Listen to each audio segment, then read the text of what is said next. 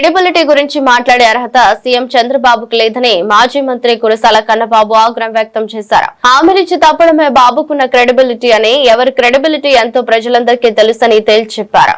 కాకినాడలోని తన క్యాంపు కార్యాలయంలో మీడియాతో మాట్లాడుతూ వేదిక ఏదైనా వైఎస్ జగన్ ను దూషించడమే బాబు లక్ష్యమని, ఆత్మస్తుతి పరనింద బాబుకు వెన్నతో పెట్టిన విద్య అని మండిపడ్డారు. తెలుగుదేశం పార్టీని స్థాపించిన దివంగత ఎన్టీఆర్ కు వెన్నుపోటు పొడిచిన చంద్రబాబు చివరకు ఆయన వర్ధంతి సభలోనూ తన స్వోత్కర్షే చేసుకోవడంపై తీవ్రంగా ఆక్షేపించారు. అసలు హామీలు ఇచ్చి నెరవేర్చింది ఎవరు? హామీలు ఇచ్చి నెరవేర్చడానికి క్రెడిబిలిటీ అంటారా? హామీలు ఇచ్చి ఎగ్గొట్టడానికి క్రెడిబిలిటీ అంటారా? చెప్పిన మాట మీద నిలబడకపోవడాన్ని క్రెడిబిలిటీ అంటారా? చెప్పింది చెప్పినట్టుగా కరోనా లాంటి కష్టకాలంలో కూడా అమలు చేసిన నాయకుడికి క్రెడిబిలిటీ ఉందంటారా? మీరే చెప్పాలి. ప్రజల్ని ఎన్నికల ముందు ఇచ్చిన వాగ్దానాలు అమలు చేయకుండా మోసం చేసిన వాళ్ళని, క్రెడిబిలిటీ ఉన్న నాయకులని ఎవరైనా అంగీకరిస్తారా? ఇప్పుడే కాదు, 2014 ముందు ఎన్నికలు తీసుకోండి. రైతు రుణమాఫీ దగ్గర మొదలుకొని ఆనాడు చంద్రబాబు నాయుడు గారు ఇచ్చిన హామీల్లో ఎన్ని అమలైనవి. మళ్ళీ మొన్న 2024 ఎన్నికల ముందు సూపర్ 6 అని రకరకాల హామీలు, ఆడబిడ్డ నిధి, ప్రతి ఆడబిడ్డకి 18 ఏళ్లు నిండితే 1500 వేస్తానని, ఇలా రకరకాల హామీలు ఇచ్చి నిలబెట్టుకోకపోవడమే కాకుండా సూపర్ 6 సూపర్ హిట్ అని ప్రచారం చేసుకుంటున్న దాన్ని క్రెడిబిలిటీ అంటారా? దేన్ని క్రెడిబిలిటీ అంటారని నేను అడుగుతున్నా. కొన్ని ఎన్టీఆర్ గురించి ఏమన్నా చెప్తారేమో. ఎగ్జాంపుల్, ఎన్టీ రామారావు గారు విగ్రహాన్ని ఏదో పెడతా ఉంటున్నారు 1750 కోట్లు ఖర్చు పెట్టి. ఈ విగ్రహం ప్రభుత్వం డబ్బుతో పెడతారా, లేదా పార్టీ డబ్బులతో పెడతారా, లేదా కుటుంబమే డబ్బులు ఖర్చు పెట్టి పెడతారా అనేది ఒక క్లారిటీ ఇస్తారేమో ఈ వేదిక నుంచి అనుకున్నా. ఏకంగా 1750 అడుగుల 1750 కోట్ల ఖర్చుతో విజయవాడ నడిబొడ్డున పెట్టిన అంబేద్కర్ గారి విగ్రహానికన్నా ఎత్తుగా మీరు నిర్మాణం చేయాలనుకున్న విగ్రహం గురించి మీరు మాట్లాడతారేమో, ఆ నిధులు ఎలా ఖర్చు పెడతారో చెప్తారేమో అనుకున్నాం. ఎందుకంటే జగన్మోహన్ రెడ్డి గారు 500 కోట్లతో ఒక కాలేజీ పెడితే, మెడికల్ కాలేజీ, వాటన్నిటినీ కూడా అవసరం లేదు, నిధులు లేవు అని చెప్పి ప్రైవేటు వాళ్ళకి అప్పగిస్తూ, ప్రైవేటు వాళ్ళకి అప్పగించడమే క్రెడిబిలిటీ అని మీరు అనుకుంటూ, ఇవాళ అప్పుల ఆంధ్రప్రదేశ్గా మార్చిన ఈ రాష్ట్రంలో అప్పులు చేసి పెద్ద పెద్ద వందల వేల కోట్లతో విగ్రహాలు పెట్టడానికి మీరు సిద్ధమవుతూ ఉన్నారు. ఇదేదైనా క్లారిటీ ఇస్తారేమో అని అనుకున్నాం. మీరు అత్యంతగా ప్రేమించే ఎన్టీఆర్ గారి పేరు పెట్టిన ఆరోగ్యశ్రీ పథకాన్ని కొనసాగిస్తారా లేదా మీరేమన్నా వేదిక మీద చెప్తారేమో అనుకున్నాం. ఇవేం చెప్పలే.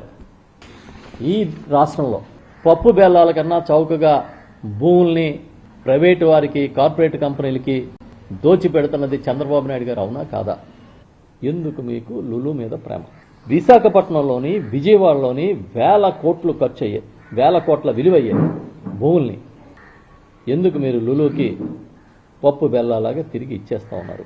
లులు మాల్ కోసం ఇంచుమించుగా 3000 కోట్ల రూపాయల విలువైన భూముల్ని ఇటు విశాఖపట్నంలోనూ అటు విజయవాడలోనూ మీరు కట్టబెడుతున్నమాట నిజమా అబద్ధమా? ఎకరం 150 కోట్లు ఉన్న భూమిని, అంటే సుమారు 2000 కోట్ల రూపాయల విలువైన భూమిని మీరు 99 ఏళ్లకి రాసిస్తున్నమాట నిజమే కదా? దీన్ని ఏమంటారు చంద్రబాబు నాయుడు? మాఫియా పనులు అంటారా, ఇంకేమన్నా అంటారా అని అడుగుతున్నాం మేము. పైగా అక్కడ లులు మాల్ కట్టే వరకు లీజ్ ఉండదు. ఆ స్థలంలో 13.5 లక్షల చదరపు అడుగులు భూములు నిర్మాణాలు చేస్తే అందులో 3,30,000 అడుగుల నిర్మాణాలు అమ్మేసుకోవచ్చు అంట లులు. ఇదే కాకుండా వాళ్ళకి అడిగిన ప్రతి అంశంలోనూ మీరు మేలు చేస్తూ నిర్ణయాలు తీసుకుని జీవోలు ఇచ్చారా లేదా అని మేము అడుగుతున్నాం. దీంతోపాటు విజయవాడలో ఆర్టీసీ భూమి 4 ఎకరాల 15 సెంట్ల భూమిని 99 ఏళ్లకి నడి మధ్యలో, నగరం నడి మధ్యలో మాల్ కోసం ఇంచుమించుగా అక్కడ 600 కోట్ల రూపాయల విలువైన భూమిని మీరు ఇస్తూ ఉంటే లులు పెట్టుబడి పెట్టేది 156 కోట్లు. దీన్ని స్కామ్ అంటారా, ఏమంటారు? మీరేమన్నా ఈ రాష్ట్రానికి ఓనర్లు అనుకుంటున్నారా? ఈ రాష్ట్రాన్ని ప్రజలు మీకు రాసిచ్చారనుకుంటున్నారా? జస్ట్ మీరు కస్టోడియన్స్ మాత్రమే. వాళ్ళది కాదు ఇది. ఆపద్ధర్మ ముఖ్యమంత్రిగా ఉన్నప్పుడు చంద్రబాబు నాయుడు గారు ఢిల్లీరావు అనే ఆయనకి, ఐఎంజీ భారత్ అనే కంపెనీకి వందలాది ఎకరాలు గచ్చిబౌలిలో ఎకరం 50,000 రూపాయలకి ఇస్తే అది పెద్ద స్కామ్గా మారి అది కోర్టుల్లో ఇప్పుడు వరకు నడుస్తున్న మాట అబద్ధమా? భూములు పంచేది మీరు, పంచుకు తినే కార్యక్రమాన్ని ప్రోత్సహించేది మీరు. మీ చుట్టుపక్కల ఉన్న వాళ్ళు బాగుపడే విధంగా విధాన నిర్ణయాలు తీసుకునేది మీరు భూముల్లో మాఫియాలు జరుగుతున్నాయి, స్కాములు జగన్మోహన్ రెడ్డి గారి ఆధ్వర్యంలో జరిగినాయని ఏ విధంగా చెబుతారని అడుగుతున్నా. చివరికి జిఎంఆర్ సంస్థకు కూడా విశాఖపట్నం ఎయిర్పోర్ట్ రావడానికి జగన్మోహన్ రెడ్డి గారు ఏదైతే సపోర్ట్ చేశారో ఆ సంస్థ దగ్గర కూడా మీకు ఇంత ల్యాండ్ అవసరం లేదు, 500 ఎకరాలు ప్రభుత్వం వెనక్కి తీసుకుంటుందని చెప్పిన ఘనత జగన్మోహన్ రెడ్డి గారిది. మీరేం చేశారు? వచ్చి మళ్ళీ 500 ఎకరాలు కూడా వాళ్ళకే కట్టబెట్టారు. మీరొచ్చి ప్రపంచానికి నీతులు చెప్తారు. ఇంకా లోపలికి వెళ్తే నాయుడుపేట దగ్గర నుంచి ఏ మూల చూసినా సత్యసాయి జిల్లా మడకసిర దాకా భూముల పందేరం తప్ప ఇంకేం చేస్తున్నారని అడుగుతున్నా. అమరావతిలో మీరేం చేశారు? అమరావతిలో మీ భూ పంపిణీ కార్యక్రమం ఏం జరుగుతుంది? మేము వస్తే ఉచిత ఇసుక ఇస్తాం అని పెద్ద ప్రచారం చేశారు. ఇవాళ ఎక్కడైనా సరే ఒక లారీ చివరికి గోదావరి పక్క ఉన్న గ్రామాల్లో కూడా 18,000 నుంచి 30,000 రూపాయలకి ఇసుక అమ్ముతున్నారు. ఈ రీచ్లందరూ ఎవరు నిర్వహిస్తున్నారు? శాండ్ రీచ్లు ఎవరు నిర్వహిస్తున్నారు? మీ పార్టీ నాయకులు, మీ పార్టీ ప్రజాప్రతినిధులు నిర్వహిస్తున్నారు. చివరికి స్టాక్ యార్డులు కూడా మీ వాళ్ళే నిర్వహిస్తున్నారు. మీరొచ్చి దేశానికి నీతులు చెప్తారు. ఇవాళ ఇసుకని అక్రమ వ్యాపారం చేసేది మీరు. 2014-19 మధ్య ఏర్పేడు అనే దగ్గర మీ అక్రమ ఇసుక దందాకి లారీలతో తొక్కిచ్చేస్తే సుమారు 15 మంది చనిపోయిన సంఘటన మాకు ఇంకా గుర్తుంది. చూసాం, నిన్న కూడా ఒక మీడియా సంస్థకి విశాఖపట్నంలో హైవే పక్కన 75 సెంట్లు భూమి ఉచితంగా ఇచ్చిన సంఘటన. ఒక మీడియా అధిపతికి టీటీడీ చైర్మన్ ఇస్తారు, ఇంకొక ఆయనకి ఇంకొక పదవి ఇస్తారు, ఇంకొక ఆయనకి ఇంకొక మేలు చేస్తారు. కేవలం మీడియా మీద ఆధారపడి అబద్ధాలని వండి వార్చి ప్రచారం చేస్తూ రోజులు వెళ్లదీస్తున్న మాట నిజమా అబద్ధమా? చెప్పమంటే చెప్తాం ఇంకా డీటెయిల్గా ఏ మీడియాకి ఏం చేశారు. ఇవి కాకుండా ఒక ఫ్యాక్టరీ నడిపినట్టుగా ఒక సోషల్ మీడియా యూట్యూబ్లో నడిపి ఎవడు నోరెత్తితే వాళ్ళ మీద బురద జల్లాడు, అడ్డగోలుగా మాట్లాడడం, ఇంకా లిక్కర్ గురించి మాట్లాడుతున్నారు. సిగ్గు శరం అనేది భగవంతుడు మీకు పెట్టలేదని ఈ లిక్కర్ గురించి మాట్లాడేటప్పుడు అలా అనిపిస్తుంది. ఈ రాష్ట్రంలో పాపం మహానుభావుడు ఎన్టీ రామారావు గారు నిన్నే వర్ధంతి అయింది. మద్య నిషేధం విధించింది ఎవరు?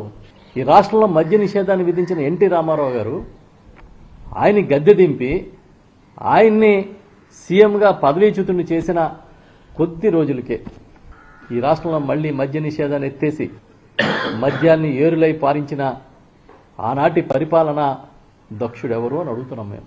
మీరు కాదా చంద్రబాబు నాయుడు గారు? బెల్ట్ షాపులకి సృష్టికర్త మీరు. ఇవాళ చూపిస్తుంటే పొద్దున్నే చూస్తే అసలు వేలాదిగా బెల్ట్ షాపులు పండగ ముందు రోజు అనుకుంటా ప్రతి బాటిల్కి 10 రూపాయలు అధికారికంగా వడ్డించారు. నకిలీ మద్యాన్ని తయారు చేసే ఇండస్ట్రీస్ అనధికారికంగా ఒక ఆర్ఓ ప్లాంట్లు పెట్టినట్టుగా పెట్టిన చరిత్ర మీ పార్టీది, మీ ప్రభుత్వానికి కాదా అని అడుగుతున్నాను. ఈ నెల 1 నుంచి 17 వరకు 24.64 లక్షల మద్యం కేసులు, 11,36,000 బీర్ కేసులు, బీర్ బాక్సులు అమ్ముడుపోయినాయి ఈ రాష్ట్రంలో. అక్షరాల 1797,57 కోట్ల విలువైన మద్యాన్ని ఈ సంక్రాంతి సీజన్లో అమ్మారు. గత ఏడాది కంట ఇది 266.39 కోట్ల అమ్మకాలు ఎక్కువ. 11,500 ఎకరాల్లో గంజాయి తోటల్ని జగన్మోహన్ రెడ్డి గారి నాయకత్వంలో ఉన్న ప్రభుత్వం ధ్వంసం చేసింది. ఎక్కడైనా గంజాయి అనేది కనిపిస్తే ఉక్కుపాదం తాంచేయమని ఆదేశాలు ఇచ్చింది. ఈరోజు ఎక్కడికెళ్ళినా గంజాయి దొరుకుతాం. డీలర్ల వ్యవస్థను ఏర్పాటు చేస్తున్నట్టుగా నడుస్తూ ఉంటే అది తీసుకొచ్చి జగన్మోహన్ రెడ్డి గారికి అంటగడతారా? ఆయన ప్రభుత్వానికి అంటగడతారా? ఇంకా ప్యాకాడ్ క్లబ్లు అయితే మనం చెప్పక్కర్లే, అధికారికంగానే అనుమతులు ఇచ్చినట్టుగా పోలీసులు ప్రవర్తిస్తున్నారు. This is anchor Ravi. Hi అండి, నేను మీ Jabardasth auto punch Ramprasad. Hi, it's me Madhavilatha. Hello అండి, నేను మీ సుడిగాలి సుధీర్. హాయ్ హలో, నేను Jabardasth Sri. Please subscribe to public talk TV. Please subscribe to public talk TV. Please subscribe to public talk TV. Please subscribe to public talk TV.